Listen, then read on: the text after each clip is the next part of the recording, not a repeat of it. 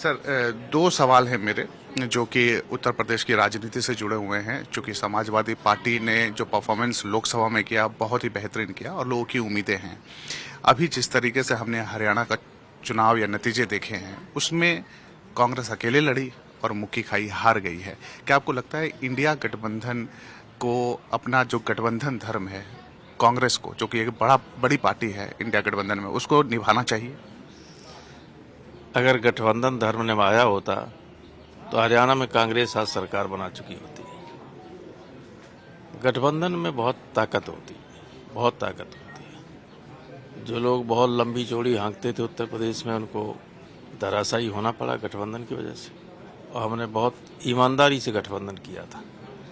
जहां कांग्रेस के लोगों को बहुत कम वोट मिला था पिछले चुनाव, वहां भी वो सीटें उन्हें दी थी और जीती भी सीटें। अगर हरियाणा में जैसे आप पार्टी से उनका गठबंधन होने जा रहा था, 7 सीटों के लिए तैयार थे, वो 1-2 सीट की वजह से गठबंधन नहीं किया, उसकी वजह से चुनाव हार गए। समाजवादी पार्टी को 4 या 5 सीटें अध्यक्ष जी ने लिख के दिया था, उसका कोई जवाब नहीं मिला। इसके बावजूद हमने गठबंधन धर्म निभाया, हमने कोई उम्मीदवार खड़ा नहीं किया।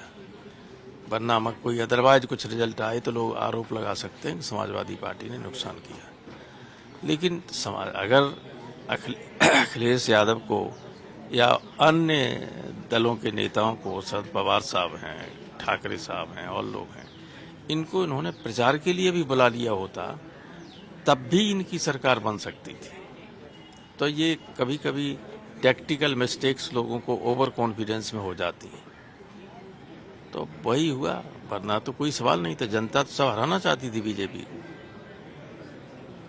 लेकिन रामगोपाल जी, आपका एक बड़ा लंबा अध्याय रहा है राजनीति में। आपको लगता है कि कांग्रेस अपना स्वार्थ पहले देखती है? क्योंकि जब उनको हरियाणा में गठबंधन करना था तो नहीं किए, लेकिन जम्मू एंड कश्मीर में उन्होंने गठबंधन किया और आज देखिए नेशनल कॉन्फ्रेंस इतना अच्छा रिजल्ट करके गई है। अब इस वक्त मैं आरोप तो नहीं लगा सकता, दुनिया आरोप लगा रही, मैं क्या आरोप लगाऊं? उत्तर प्रदेश में गठबंधन होगा सर कांग्रेस के साथ? अभी तो हुआ ही था पार्लियामेंट में। अभी तो कांग्रेस पे निर्भर करता है, जहां जो जैसा हो ग्राउंड पे, उस रियलिटी को सोच के अगर साथ रहेगा तो हमेशा गठबंधन बना रहेगा। और रियलिटी को ये कहे कि समाजवादी पार्टी को पिछले चुनाव में वहां 80,000 वोट मिला था और कांग्रेस को 2,000 वोट मिला था, तब भी कहेंगे नहीं हम यही सीट लेंगे, तो फिर नहीं हो सकता। आप लोगों ने 6 लोगों का उपचुनाव में घोषणा की है सर, इसमें क्या आपको लगता है कि जिस तरीके से नामों का ऐलान हुआ है वो बहुत मजबूती देगा पार्टी को? सारे लोग जीतेंगे, बहुत अच्छे उम्मीदवार। इसमें सर गठबंधन कैसे भूमिका निभाएगी? गठबंधन को निभाना चाहिए, क्योंकि सीटें तो वो हमारी ही। हम दूसरी सीटों पर भी और घोषित कर सकते थे, पश्चिम में कुछ सीटें रह गई, कुछ उनमें भी हमारी हैं ही, 100% हमारी सीटें हैं। लेकिन 1-2 सीटें ऐसी हैं जो हम कांग्रेस को दे सकते गठबंधन धर्म को निभाने के लिए। मजबूत तो हम ही हर जगह। लेकिन सर मैं चूंकि एक बहुत थिन लाइन है और बहुत ही लोग इसके ऊपर डिपेंडेंट है। आपको लगता है इंडिया ब्लॉक जिस मकसद से बना था वो सफल है, खासतौर पर यूपी में? सफल है और सफल ही रहेगा।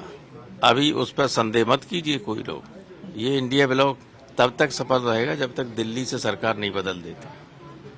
लेकिन सर उत्तर प्रदेश या फिर हम बिहार या बदल देंगे, आगे देखिएगा। अभी से कोई ये बात आई, सब साथ ही लड़ेंगे। सर आखिरी सवाल आपसे जानना चाहेंगे, लॉ एंड ऑर्डर को लेकर उत्तर प्रदेश हमेशा से खबरों में रहा है सर। उत्तर प्रदेश जितना खराब लॉ एंड ऑर्डर हिंदुस्तान के किसी राज्य का नहीं है। यहाँ आदमी का जीवन सबसे ज्यादा सस्ता, हर चीज महंगी है। चाहे जिसको कोई मार दे, चाहे जहाँ पुलिस किसी को गोली मार दे, इनकाउंटर के नाम पर सामान्य व्यक्ति भी सड़क पर जा रहा है। हमारे इटावा में भी 2 जगह बीच सड़क पर 4 लोगों को गोलियां मार दी पैरों में, का इनकाउंटर पुलिस से हुआ। कोई क्रिमिनल हिस्ट्री नहीं, गोली मार देते, जान से भी मार देते हैं। टारगेटेड किलिंग आप इसको मानते हैं? नहीं, कुछ अधिकारी इतने महत्वाकांक्षी हैं कि उन्हें बाबा जी को ये दिखाना चाहते हैं कि साहब मैंने इतने लोगों को गोली मरवाई, ताकि शायद और अच्छी जगह पोस्टिंग हो जाए और ज्यादा लूट करने का मौका मिले। लूट खसोट का राज चल रहा है उत्तर प्रदेश में। कोई काम बिना रिश्वत दिए नहीं हो सकता। थाने से लेके ऊपर तक तहसील से लेके ऊपर तक। कहते हैं लोग जो काम पहले 100 रुपए में हो जाता तब 10,000 लगते। ये हालत है। अच्छा, कोई पूछने वाला नहीं। बीजेपी के एमएलए को भी हड़का देते हैं अधिकारी, और अब तो पिटने भी लगे। कल आपने देखा वो लखीमपुर खीरी के विधायक को कैसे मारा एक आदमी ने, और क्यों मारा? क्योंकि जो मारने वाले थे वे सिंह साहब थे, और सिंह तो आजकल किसी को मार सकते उत्तर प्रदेश में। आपका इशारा इनकाउंटर मंगेश यादव की तरफ तो नहीं है? नहीं, मेरा सारा तरफ नहीं। एमएलए बीजेपी का पिट रहा है और मारने वाला है, और उसका कोई पुलिस कह नहीं रही कुछ ही।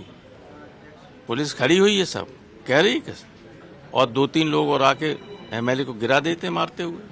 तो सर लॉ एंड ऑर्डर को कैसे सुधारा जाए? जब हम सरकार में आएंगे 2 दिन में सुधार देंगे। कैसे सर, उसका कोई ब्लूप्रिंट? वो अभी नहीं, ब्लूप्रिंट बाद में देंगे।